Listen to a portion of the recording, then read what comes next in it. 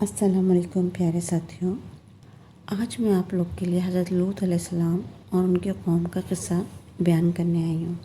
تو چلیں آئیے شروع کرتے ہیں۔ بسم اللہ الرحمن الرحیم۔ تو ناظرین کرام، حضرت لوط علیہ السلام حضرت ابراہیم علیہ السلام کے بھتیجے تھے۔ جب حضرت ابراہیم اپنی بیوی حضرت سارہ علیہ السلام کے ساتھ مصر پہنچے تو حضرت لوط علیہ السلام بھی آپ کے ہمراہی تھے۔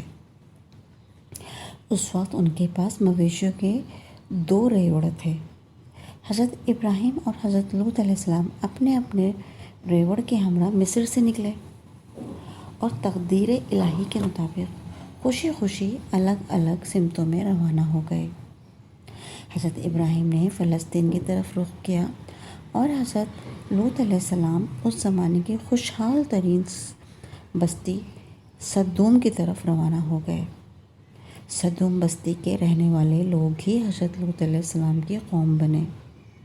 یہ وہی بدبخت قوم تھی جس نے بے حیائی کی ساری حدیں پار کر دی تھی اور بالآخر اللہ کے عذاب کا شکار ہو گئی۔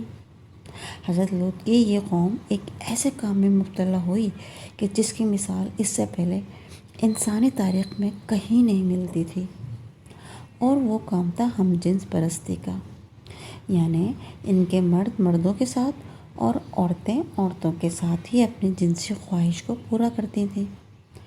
اصطلاح کے طور پر آپ کو بتاتے چلیں کہ اگر ایک مرد دوسرے مرد کے ساتھ ہی بدفعلی کرے تو اسے موجودہ زمانے میں گے کہا جاتا ہے، اور اگر عورتیں عورتوں کے ساتھ اپنی جنسی خواہش کو پورا کریں تو آج کل اصطلاح ان کے لیے لیزبین کہا جاتا ہے۔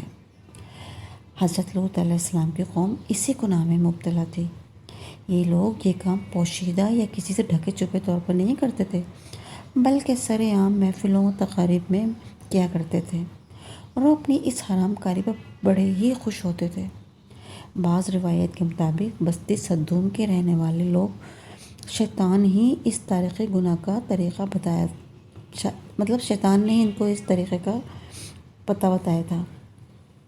چنانچہ ایک دفعہ شیطان نے ایک نہایت ہی خوبصورت کم عمر لڑکے کی شکل میں بستی میں داخل ہوا اور وہاں کے مردوں کو اپنے ساتھ بدفعلی کرنے پر اکسایا۔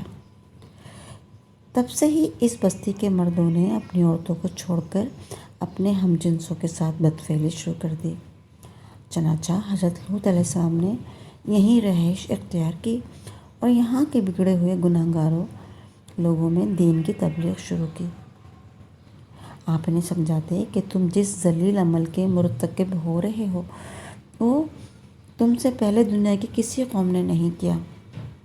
اب بھی وقت ہے، تم لوگ سدھر جاؤ اور خدا کے بتائے ہوئے احکامات پر عمل کرو، ورنہ خدا کے عذاب کا نشانہ بننے کے لیے تیار رہو۔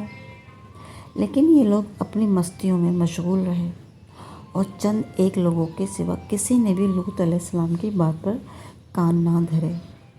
ان کی محفلوں اور تنہائیوں کا مرکز صرف ایک ہی عمل تھا، اور وہ تھی فحش حرکات، اور وہ بھی اپنے جنس پرستوں کے ساتھ، یہاں تک کہ جب یہاں کے مردوں نے اپنی عورتوں سے تسکین حاصل کرنا چھوڑ دیا تو آخرکار ان کی عورتیں بھی اپنی جنسی خواہشات عورتوں ہی کے ساتھ پوری کرنے لگیں۔ حضرت لوط کی دعوت کا ان لوگوں پر رتی برابر بھی اثر نہ ہو، بلکہ یہ لوگ لوط علیہ السلام کو پکارتے اور ان کا مذاق اڑاتے تھے۔ اگر تو سچا ہے، اور کہتے کہ اگر تو سچا ہے تو عذاب لا کر دکھا جس سے تو ہمیں ہر روز ڈراتا ہے۔ یہ بستی تو گناہ گار لوگوں کی ہے، تو پھر تم یہاں کیوں آ کے رکے ہو؟ یہاں سے چلے کیوں نہیں جاتے؟ بعض مورخین نے لکھا ہے کہ حضرت لوط علیہ السلام کی ایک بیوی کا نام، جس کا نام وائلہ تھا، یہ بظاہر تو لوط علیہ السلام کی بیوی تھی، لیکن اندرونی طور پر اسی قوم سدوم کی ہم خیال بھی تھی۔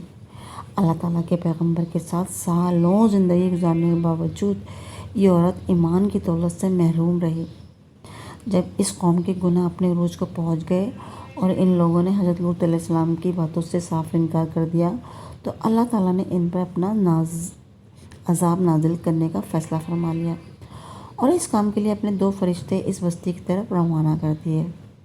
یہ فرشتے پہلے تو ابراہیم علیہ السلام کے پاس پہنچے ان کو اولاد کی خوشخبری دی اور پھر بتایا کہ ہم وادی صدوم پر اللہ کا عذاب لے کر یہاں آئے ہیں۔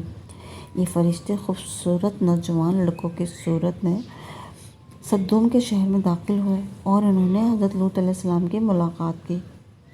یہ قوم اس قدر بے-حیا ہو چکی تھی کہ اگر کوئی مسافر بھی باہر سے یہاں آ جاتا تو یہ سب مل کر اسے گھیر لیتے اور کھلے عام بدفعلی کا مطالبہ کرتے۔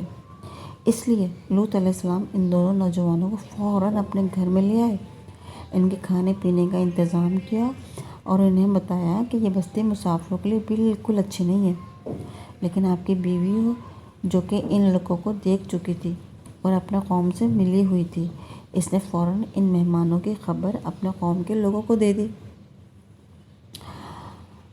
جیسے ہی یہ خبر اپنے لوگوں کو دی اور یوں انہوں نے اس کے مکان کے چاروں طرف سے گھیرا کر لیا۔ وہ لوگ لوط علیہ السلام سے ان کے مہمانوں کا مطالبہ کرنے لگے۔ یہ دیکھ کر آپ علیہ السلام بہت پریشان اور رنجیدہ ہوئے۔ تب فرشتوں نے آپ علیہ السلام پر اپنی حقیقت واضح کر دی کہ ہم اللہ کے بھیجے ہوئے فرشتے ہیں اور اس قوم پر پتھروں کا عذاب لے کر آئے ہیں۔ آپ اپنے اہل و عیال کے ہمراہ اس بستی سے روانہ ہو جائیں، صبح تک یہ بستی فنا ہو جائے گی۔ پھر ان فرشتوں نے وہاں موجود بستی والوں کو اندھا کر دیا اور حضرت لوط علیہ السلام اپنے اہل و عیال کے ساتھ لے کر بستی سے روانہ ہو گئے۔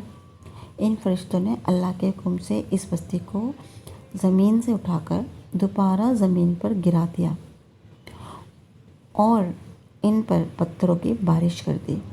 حضرت لوط علیہ السلام اس بستی کے حدود سے نکل چکے تھے، مگر آپ کی بیوی جو کہ دراصل ان کافروں کے ساتھ تھی، وہ مڑ مڑ کر اپنے قوم کی طرف دیکھتی، چنانچہ وہ بھی عذاب کا شکار ہو گئی اور اللہ تعالیٰ نے اس عورت کو آنے والی نسلوں کے لیے نشان عبرت بنا دیا۔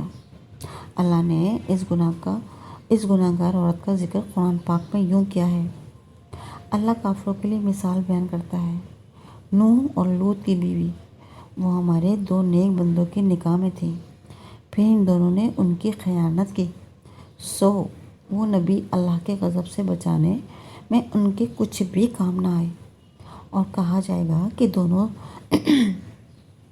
دوزخ میں داخل ہونے والے کے ساتھ داخل ہو جاؤ۔ ہماری دعا ہے اللہ تعالیٰ ہمیں ایسے حرام کاموں سے ہمیشہ اپنی پناہ میں رکھے اور ہمیں دین اسلام کے مطابق زندگی گزارنے کی توفیق عطا فرمائے۔ آمین آمین ثم آمین یا رب العالمین۔